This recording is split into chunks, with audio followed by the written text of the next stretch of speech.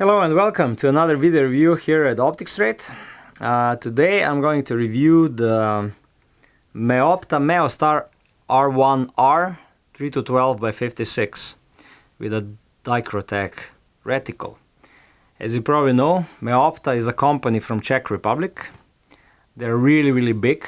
They are known for, they mostly produce for military optics. And in civil market, they're one of the biggest OEM producers in Europe. They have like 2,000 employees. They're a huge factory.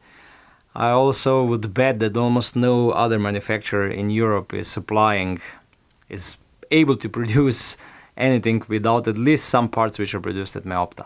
So they're a very huge company, and in the last couple of years they're also a very innovative company. And this will be the main topic of today, where I'm going to explain a little bit how DichroTech Reticle works. This was big news in 2019. So this scope was first shown at EVA 2019 with this reticle. Apart from that, the scope itself, it's quite old. So I would say that they're producing this Meostar R1 for at least 10 years already. But with this reticle, you can see it here, I'm sure that I would say, refreshed or they did like a small facelift to the whole series. So if I go to the series itself, you know that Meostar R1, it's an old series. It's full of different scopes: 1-4, 1.5-6 by 42, 3-12 by 56, 4-12 by 40 or something like that. So they have many different models. And if we talk about this model particularly, it is 36 centimeters long. It weighs 620 grams, so it's quite light. And it's not bulky, it's sleek. It features 30mm tube, made color. And you can either get it with a tube or with a size ZMBM rail. The parallax is fixed at 100 meters.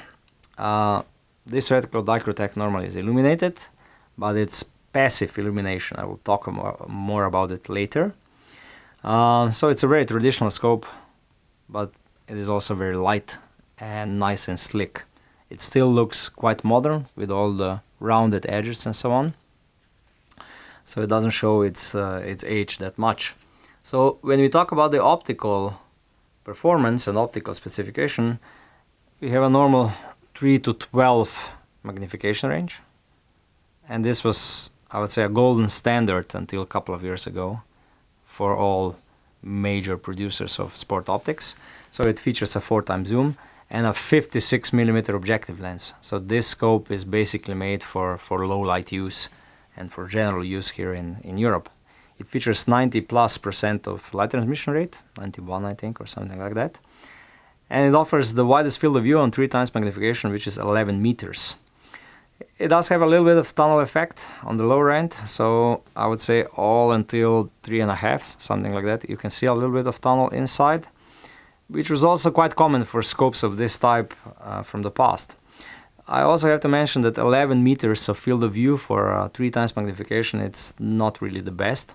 So also the apparent field of view is not the best with this scope, but on the other side, it's not a scope for 2,000 euros. So we can understand a couple of small disadvantages like this.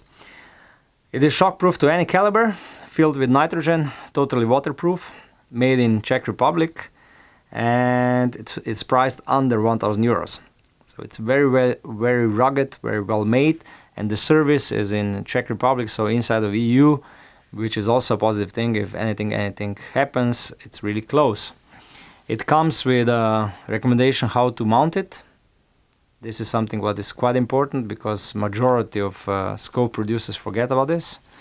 Then the manual, which is really extensive in many different languages, and it goes through how to use the Rafa scope quite well, also how to zero it.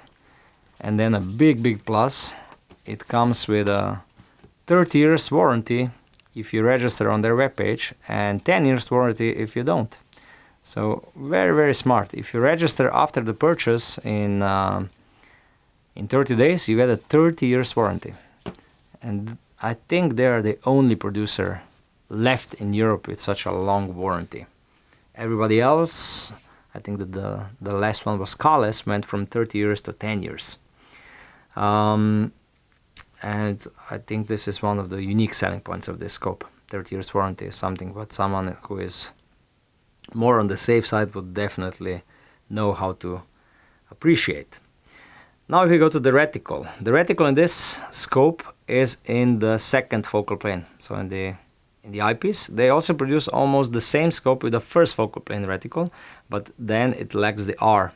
When you see R1r, you know it's a second focal plane. If it would be R1, then it's a first focal plane. They offer, I think, 5 different types of reticle. Normally with DichroTech there is only one reticle, and that is the reticle number 4A.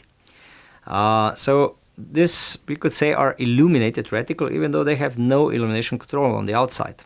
So the reticle itself works very similarly like, I don't know, 15 years ago or 20 years ago, Bushnell tried. Bushnell had a Firefly Reticle in their scopes, in the Elite 4200 series. But the Firefly worked in a way that you use the flashlight to flash a beam of light from the back to the reticle, and then the reticle was illuminated for a couple of hours. So it uses the very similar technology like when you see those watches where you can see the hands also in the night, because tritium is inside and it glows.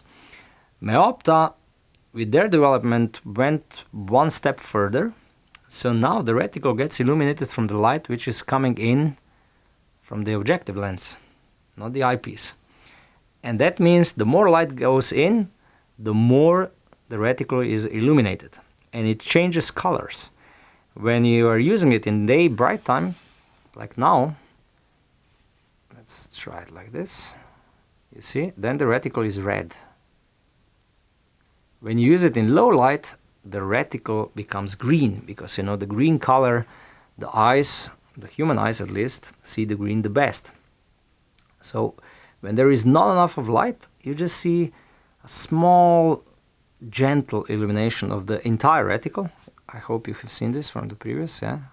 So the entire reticle, like it's red now, in low light it's going to be green. And it's really gentle, so it's not too much.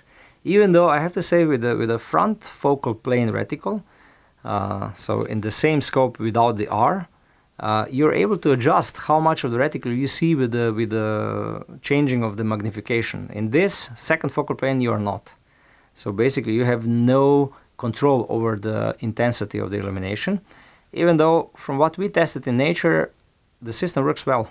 So it does self-adjust accordingly to the ambient light in where you're watching towards the target. So it's a really high-tech technology, and I'm glad that someone did something about it, because you know that more or less the illumination technology didn't progress much in the last couple of years. It was just, okay, you have an illuminated reticle with so many intensity levels, and okay, you have an automatic turn-off. Here you don't need an automatic turn-off, because when it works by itself, so there is no turn-off.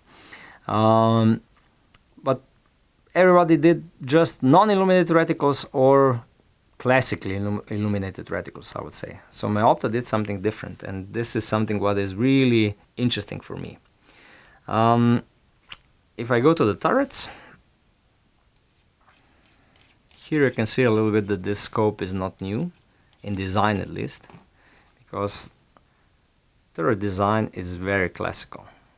I would say majority of scopes 10 years ago had turrets like this. Now you can see them here. It is true that the feel is nice. They're wide apart, the clicks, and also very audible.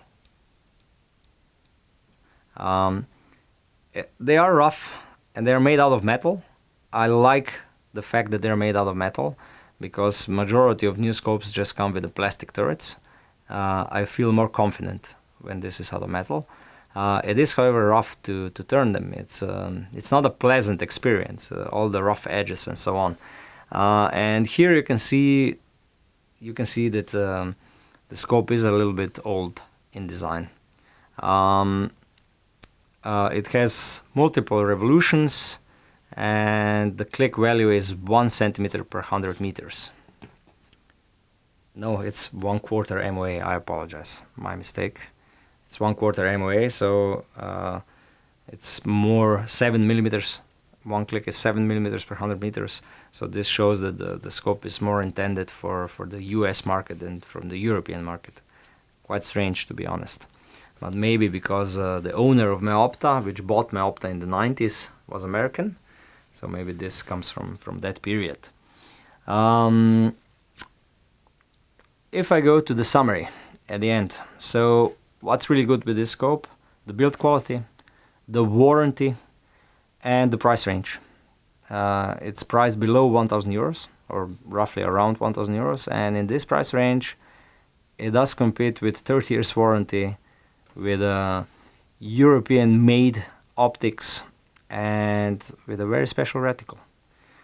Weight is also a very positive thing. 600 grams for a scope of this type is not really that much. And I cannot emphasize enough how pleased I am that they went and introduced this DichroTech illumination system when all other manufacturers of illumination systems already almost forgot to do something new in this segment. What are those things that are not that sweet? So the tunnel effect. So tunneling below 3.5 magnification, this is something what you only see in classical scopes like Schmidt & Benner Classic, like Kopp's Classic, and so on. With modern scopes like Conquest V4 or Steiner Ranger, this is already gone. Only 4x zoom, but we have to be honest, in this price range below 1,000 euros, only the Japanese are able to offer 6x zoom, but with Japanese scopes there is no service in EU and no 30 years warranty. What I also think is that the scope could have been a little bit shorter.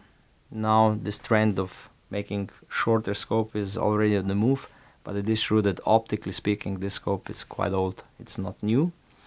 I also think that FFP version of this scope with this reticle is more usable, because then you are able to choose the magnification, and consequently you're adjusting the intensity of illumination, because when you go lower on the magnification range, then the reticle becomes smaller, and this way you're seeing it less. If I do another summary in the summary, I would say a very good idea for the illumination, really good price point, and worth buying. It does justify its price, even though I would probably go for the FFP model. Thank you for watching. Please check our other reviews and see you in the next video.